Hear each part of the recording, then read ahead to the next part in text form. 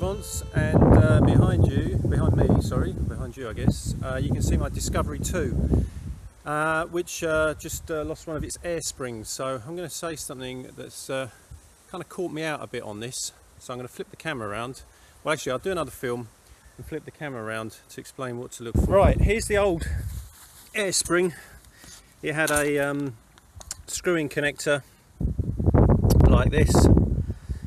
To depressurize it, it's very difficult. You can hardly get a spanner on it, but you can just about get a 10mm spanner on it. Support all the car, jack it all up, get it on axle stands, jack up the chassis, jack up the axle, remove the road wheel, and then unscrew this fiddly little nut. If you can't unscrew it, it depends. If you're going to buy a new air spring which has a screw-in connector, you want to unscrew it, but you can get a sort of John Guest push-in connector, which is what I did. So worst case scenario, you can just cut it off. Then it's very simple. The air spring has two little clips at the top like this. You undo those, drop it down.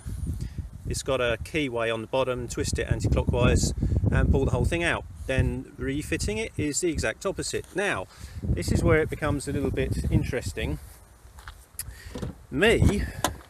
I left my instructions on the driver's seat, on the passenger seat, sorry. So got it all set up, put it all together, started the car, and the spring didn't inflate. I had the driver's door shut and was going through the window to start the car, and silly me didn't think I had this door open. So I refitted this spring 2 times, effing and blinding, before I finally realised the door was open.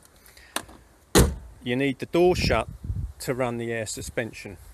So once I shut the door, up it went, job done. So it's not a difficult job actually, and the piece, I bought a Dunlop one with a John Guest fitting. It was about 100 quid, so it is doable. If you've got a trolley jack, axle stands, you've got the Land Rover jack, 10mm spanner, good sharp knife. You don't need a cutter to cut the tube, you can use a really sharp knife, and you can do it. And so now my Discovery is back on air suspension. So remember, if you're doing your air suspension, shut the doors. Goodbye.